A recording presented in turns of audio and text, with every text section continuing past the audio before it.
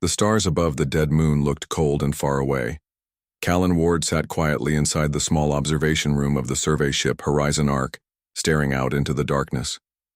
He had always loved space, but something about this place felt different. Quiet. Not peaceful, but quiet in a heavy way. This moon had no name, just a code, XJ9B. It was once part of the Zilari Empire, a great alien civilization that fell centuries ago. People still spoke of the Zilari as if they were legends, tall, elegant beings with minds sharper than machines, but they had disappeared after a massive war. No one knew exactly how or why. Callan and his crew were here for routine checks. The moon was being studied for possible terraforming, but for Callan it was just another shift until the signal came. "Hey, Ward," said Jessa, the ship's communications officer. "You might want to see this." He walked over, sipping cold synth coffee from a metal cup. "Another drone glitch?" Jessa shook her head and pointed at the screen. A soft, repeating tone pulsed from the speakers. It wasn't noise, it was a message. Ancient. Broken. But still repeating as if waiting for someone to answer. Callan leaned closer. "That's not from us. That's Zilari?" Jessa nodded. "Encrypted. Royal frequency. Thought they were all dead." The room grew still. Most of the crew was curious but cautious. Captain Roan made his position clear. "We're not a rescue team. No landing. No risk. Mark it and move on." But Callan couldn't forget the sound of that signal. It wasn't just data. It felt like a voice, tired, maybe scared, like it had been calling for help for a very, very long time. Late that night, he sat in his bunk and stared at the blinking red light still flashing on his wrist pad. The signal hadn't stopped, so he made a decision.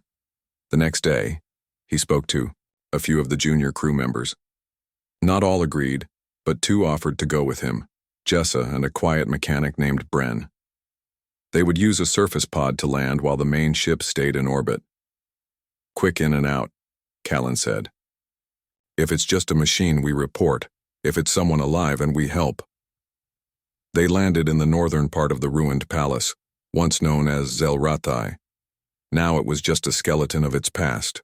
Broken towers, silent halls, dust covering, glass once polished by servants of the stars. As they walked, the signal grew stronger. Callan's hand hovered over his scanner. Jessa followed, checking for traps or movement. Bren kept their path clear, cutting through fallen debris. Then they found it. A sealed door, covered in strange silver writing, still glowing faintly. Zilari. Tech was advanced. Even broken, it worked better than anything humans had. Callan touched the edge of the panel. It scanned him. Not with hostility, but with curiosity. The door opened. The room inside was round, smooth, and filled with soft blue light. In the center, inside a glowing cocoon, was a figure. Not a corpse, not a statue, a living being. "Do. Not touch me, human." The translator in Callan's helmet buzzed, struggling with the ancient dialect. But the meaning was clear. She was afraid. Not of them as people, but of what they represented. Humanity. The species that once stood across from her kind in war. But Callan didn't raise a weapon. He didn't back away either. He just looked at her. Tired, lonely, hurting, and still proud. "Easy," he said gently. "We're not here to harm you. We heard your call." The Queen, though he didn't yet know her name, tried to sit up, but her body gave out. She winced, hiding the pain quickly. Her breathing was shallow. Callan stepped forward. Just one step. Jessa placed a hand on his shoulder. "You heard her." "I did," he said softly. "But I also saw her." He turned to the Queen again. "Let me help. Please." She didn't answer, but she didn't stop him either. The room felt like a dream. Soft lights glowed from the walls, casting a peaceful blue shine across the old royal chamber. But Callan didn't feel peaceful. He felt the weight of something ancient, something holy, pressing down on him. The alien woman lay weak in the center of the glowing chamber. Her body was thin, too still, as if she hadn't moved for years. Her injured arm was wrapped in strange, cracked armor, and her skin seemed to glow even in pain. Jessa scanned her with her visor. Life signs, faint but stable. She's real, not a hologram. Bren stared at her with wide eyes. She's beautiful. Is she really one of them? Callan nodded slowly. Zalari, no doubt, and not just any Zalari. He stepped closer. She's wearing royal crest markings. She's a queen. The woman turned her head weakly toward them. Her voice was soft, but every word carried power. I told you not to touch me. Human. Callan knelt down just out of reach. I remember, but I had to come closer. You're hurt. You called for help. Her lips curled slightly, not quite a smile, more like a bitter breath. I did not call. The beacon did. Still, Callan said gently, someone had to answer it. She looked at him with old, tired eyes. You should have left me here. Your kind already won. What use do you have for a broken queen? Jessa looked confused. She thinks the war is still going on. Callan shook his head. No, I think she knows it ended. She just doesn't know how it ended. The queen closed her eyes again. Her breathing was slow and shallow. Her wounds were old but serious. Her life support field was almost empty. Chewer, we stabilize her? Callan asked. Jessa pulled out a small case and opened it, revealing a pack of healing nanogel. This is human tech. We don't even know if her body will accept it. We'll never know if we don't try, Callan said. He held up the tube, looked at the queen and asked, May I? Her eyes opened again, uncertain. Then, with a tired nod, she gave silent permission. Carefully, Callan applied the gel to the open cracks in her armor and skin. It hissed slightly, then began to bond with her alien tissue. Slowly, her breathing grew steadier. Bren watched with amazement. She's healing. It's working. I'm not just broken in body, she whispered. My spirit too. My people are gone. Callan looked at her kindly. But you are still here. She opened her mouth as if to argue, then closed it. Again. There were no words left. Only silence and pain. Jessa looked around. This chamber's been untouched for centuries. She must have stayed alive in here all that time. The beacon was old, Callan said. Looped signal. Probably kept running after everyone else gave up. Maybe even she didn't know it was still broadcasting. The queen sat up slightly, with effort. I remained in exile. Alone. My empire fell by my choice. What choice? Callan asked. I refused to launch the final strike. My war council voted for annihilation. I voted for silence. Her voice cracked. They saw it as betrayal. Callan listened closely. He could feel the pain in her words, not just guilt, but loss. You stopped a war from becoming worse, he said. That's not betrayal. That's mercy. Mercy is weakness, she said flatly. No, he said, his voice firm. Mercy is strength. For a moment, she looked at him with new eyes, not as an enemy, not as a soldier, but as something she hadn't seen in a very long time, a friend. Then her body shivered slightly. Her strength was still fading. We need to get her to the ship, Jessa said quickly. She might not survive the move, Bren warned. Callan turned to the queen. Do you trust us? She hesitated. I don't know what to trust anymore. Then, trust me, Callan said. Just for now. There was a long pause. The queen looked at him, at his human hands, his soft voice, his patient eyes. Then with slow grace she nodded. You may touch me, she said, almost in a whisper. Callan stepped forward and gently lifted her into his arms. She was lighter than he expected, and warmer too. The room around them faded into shadows as they left the old chamber behind. As they moved through the ancient hag her rest. The nanogel was working. Her wounds were closing, her color was returning. But something deeper inside her was still broken, still unsure. Captain Roan arrived with a hard look on his face. You brought her on board without orders. Yes. Sir, Callan said. You broke protocol. That could mean suspension. Or worse. I know. The captain crossed his arms. Why? Callan turned his eyes back to the med bed. Because she needed help, and no one else was going to give it. Roan looked through the glass too. You know what she is, right? She's not just some alien. She was a ruler, a commander, one of the last voices of a fallen empire. I know, Callan said again, more quietly this time. Then you also know she might be dangerous.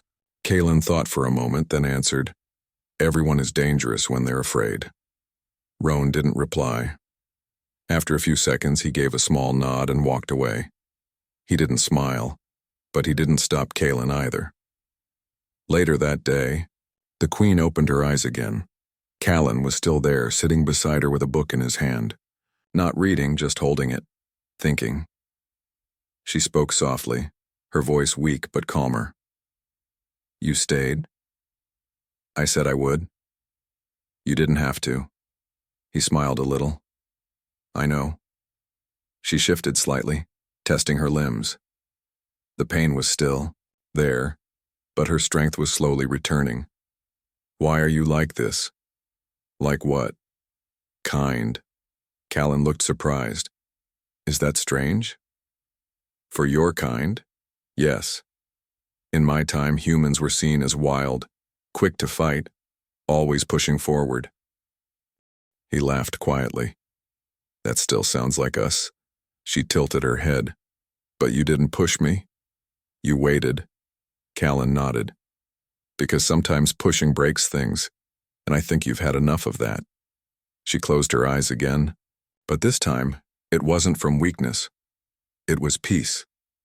A small kind of peace she hadn't felt in years.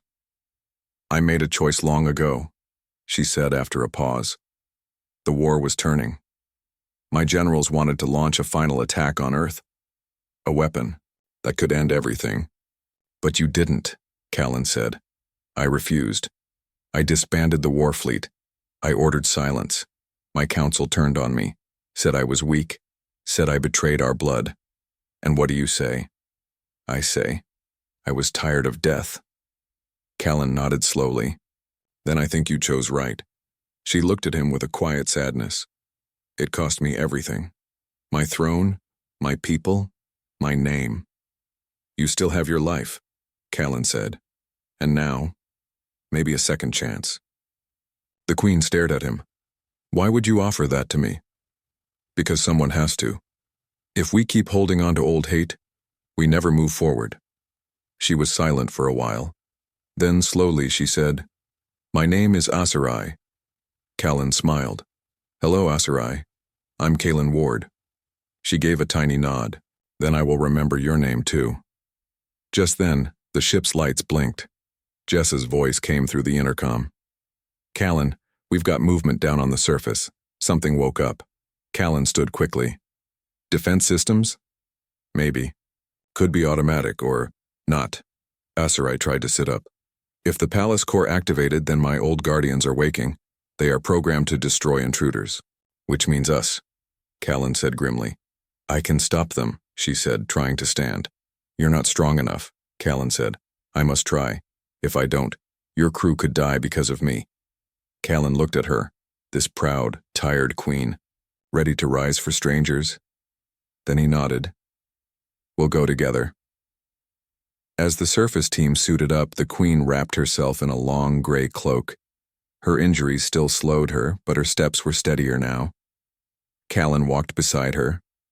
One hand always near, just in case. When they returned to the palace ruins, the air was thick with strange humming. Old machines deep beneath the ground had come to life. Glowing eyes moved in the shadows. Asarai stepped forward, lifted her hand, and began to speak in the old tongue of her people. The machines paused. Lights flickered. Then, slowly, one by one, they shut down. Jessa looked amazed. She stopped them. Callan turned to Asarai. How did you do that? She answered simply, I was once their queen. They still remember. The machines slept again. In the heart of the broken palace, silence returned. Only the soft sound of wind moved through the open halls, carrying dust and memories. Queen Asarai stood tall, though her face showed deep tiredness. Her cloak fluttered behind her as she looked upon the dark walls of her past. Callan watched her, closely. He could see it in her eyes. This place hurt her. Not in body, but in soul. This place once held so many dreams, she whispered. Now it holds only ghosts. Callan stepped closer. What happened, Asarai? Why did it all fall? She looked at him, and for the first time her proud mask seemed to drop. My people believed in order, in strength, in beauty, but they feared change. When the humans arrived in space, we were curious, but also afraid. You were loud, fast, unpredictable. Some called you wild, others called you dangerous. And what did you call us? Callan asked. She smiled faintly. Alive. She looked away, her voice softer now. I wanted peace, but I was young and too slow. The council pushed for war. They said it was the only way to protect our legacy. I tried to delay, to speak for patience, but in the end, war came anyway. And you tried to stop it, Callan said. She nodded. When I saw what the war had done, planets burned, lives lost, I refused to go further. I ordered silence. I shut down our fleets. I disbanded the royal command. My own generals turned against me. They locked me in stasis here. A queen in name only. Callan felt something tighten in his chest. All because you chose mercy. I chose shame, she said. That's what they called it. But you're still here, Callan said gently. You outlived them all. Asarai didn't answer. She only turned and began walking again, deeper into the ruins. They followed her down long stone steps into a smaller chamber, hidden beneath layers of dust. In the center stood a single device, round, tall and glowing faintly blue. This is the memory core, she said. It holds the final records of our empire. Our science, art, voices, everything. Bren looked amazed. It's still running? Asarai placed her hand on it. Barely. Jessa stepped forward. Can we copy the data? Callan looked at the Queen. Would that be allowed? She was silent for a moment. Then she nodded. Yes. Let your people know who we were. Not just the war. Let them see our dreams too. Jessa began setting up a data link while Callan stood beside Asarai. You still care about your people, he said. They were my heart, she replied. Even now, I wish I could have done more. You did something no one else dared, Callan said. You stopped the killing. Too late, she said softly. Too few listened. He looked at her kindly. But now someone is listening. She turned to him. You. He smiled. And maybe more, once they hear your story. Just then, the chamber shook. Dust fell from the ceiling. Jessa shouted, Defense walls just came back online. Something's triggering them. Asarai turned to Callan. We must go. If the core locks down, this whole section may collapse. They began to retreat, but Callan hesitated. He looked at the memory device still glowing in the dark. We need that data. Jessa nodded. I've got part of it. Not all. Asarai looked at Callan. If we stay longer, we may all be trapped. Callan made a fast decision. He grabbed the portable data drive, yanked it from the core, and ran after them. As they climbed back up into the open hall, metal doors began to close behind them. The walls groaned as the palace protected its last secrets once more. Outside, under the pale sky of the moon, they caught their breath. Jessa looked at the drive. We got most of it. Asarai looked back at the palace one last time. Let it rest now. Callan stood beside her. You saved us. Again. She looked at him, her voice quiet. And you saved me. When I didn't want to be saved, he said nothing, only nodded. Together, they walked back to the ship, leaving behind the ruins of a fallen throne, but carrying its truth into the stars. The Horizon Ark flew slowly through space, heading toward the nearest human outpost. Queen Aserai now had a private room in the medbay, no longer in a stasis pod, but resting freely on a soft bed. She looked stronger every day, though the sadness in her eyes stayed. Callan visited her often. Sometimes they talked, sometimes they didn't. Even silence felt meaningful between them. One afternoon, Aserai sat by the window in her room, staring out at the stars. Callan arrived carrying 2 cups of warm tea. "Thought you might like to try something new," he said, handing her a cup. She took it gently, sniffed it, and raised an eyebrow. "What is this?" "Ouch is everything, even things you don't understand." He nodded. "Also true. But you care.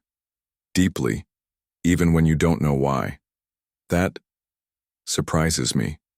Callan leaned back in his chair. "We call it the human flaw." "Flaw? We feel too much, help too quickly, hope too easily. We jump into danger if someone's crying, even if we don't know them." Aserai looked down into her cup. "And you see that as a weakness?" "Some do. I don't." She was quiet for a moment, then said, "Your flaw saved me." Callan looked at her, his voice gentle. "Would you have saved me if things were reversed?" "I don't know," she answered truthfully. "That's fair." A soft chime came through the ship's speakers. Jessa's voice followed. "Callan, report to bridge. Incoming transmission from the Galactic Council." Callan stood. "Duty calls." Aserai watched him go. As the door closed behind him, she held the tea closer. Its warmth reminded her of something distant, kindness without cost. She wasn't sure she deserved it, but she didn't push it away either. On the bridge, Captain Roan stood with arms crossed. A hologram of a serious-looking woman filled the air. "This is Council Agent Mora of the Galactic Alliance," the voice said. "We have received word that your ship holds a member of the former Zalari royal bloodline." Rowan stayed calm. "That's correct. By law," Mora continued, "any royal survivor of the Zalari must be transferred into Alliance care for political and historical review." Callan stepped forward. "She's not a threat. She hasn't asked for power. She just wants peace." "The law is clear," Mora said. "Prepare for her transfer at Outpost Station 9. The message ended. Roan turned to Callan. "This is above us now." Callan nodded, but inside he felt a storm building. He returned to Aserai's room. She saw his face and already knew. "They're coming for me." "Yes," Callan said. She looked out at the stars again. "They fear what I might represent. A spark from old fire. They don't know you like I do." She smiled. "No, but you do." He sat beside her. "What will you do?" "I will go with them," she said. "I have nothing to hide. They might lock you away, study you, question everything you say." "I'm not afraid," she replied softly. "But I won't lie to them. I won't pretend to be someone else." "Good," Callan said. "They need to hear your truth." She turned to him, placing her hand gently over his. "I want you with me." Callan blinked. "What?" "When I speak to the council, I want you by my side, as witness, as friend." Hesitated, then nodded. "Of course, I'll be there." She smiled, truly this time. "Then maybe your flaw will become our strength." A few days later, the Horizon Ark docked at Outpost Station 9. Guards waited. So did high-ranking officials. Reporters watched from behind glass walls. But Aserai didn't hide. She walked through the main corridor in her gray cloak, head high, eyes calm. Callan walked beside her, suit clean, boots polished, heart steady. When they reached the council chamber, Aserai stood tall before the leaders. "I am Queen Aserai, last of Zalari," she began. "I do not seek a throne. I seek understanding." One council member asked, "Why should we believe you?" she answered. "Because I had every reason to hate, yet I chose not to. And now, the only one who reached for me was human." Her eyes turned to Callan, and he never let go. Silence followed. But it wasn't cold. It was the silence of something changing. The council chamber was large, cold, and filled with silence. Queen Asarai stood at the center, her cloak flowing softly behind her. Bright white lights above shined down on her golden skin and quiet face. Callan stood beside her, calm but alert.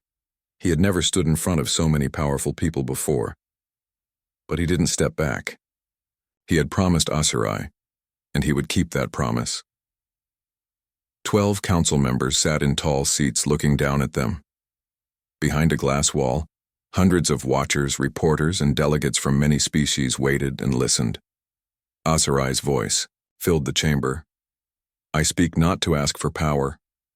I speak to offer peace."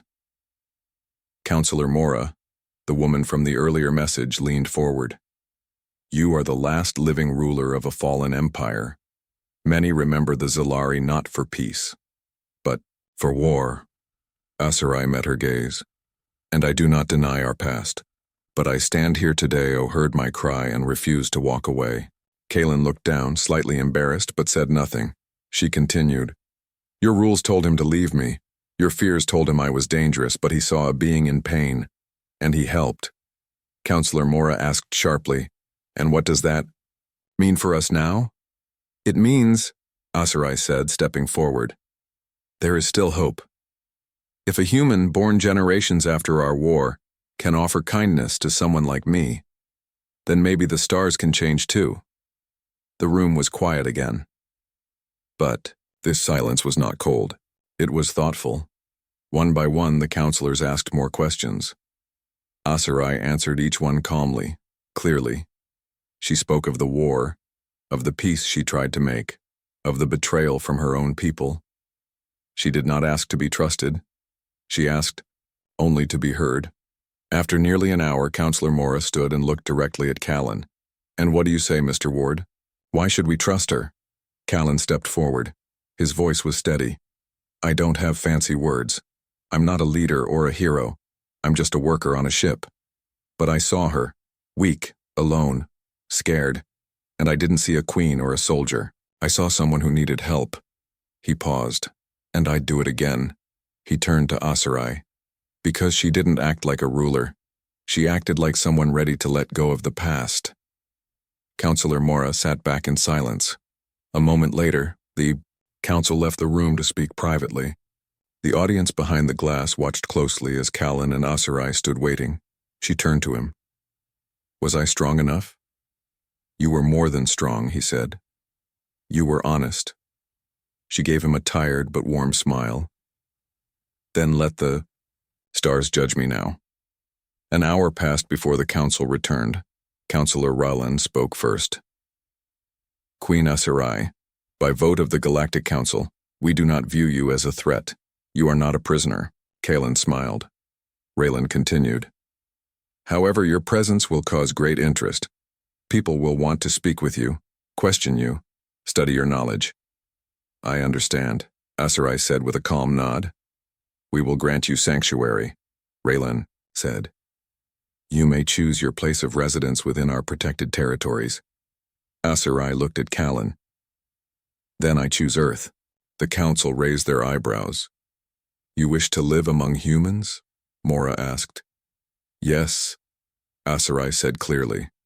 "If I am to begin again, I must start where the story nearly ended." Rollin smiled. "Then so it shall be." Weeks later, Queen Asarai arrived on Earth. Cameras followed her, but she walked calmly, hand in hand with Callan, across the landing platform. The humans welcomed her not as a queen, but as a guest. She walked through gardens and cities, met people young and old. She visited schools, where children asked her questions about stars and ships and strange languages. One small child asked her, "Were you really a queen?"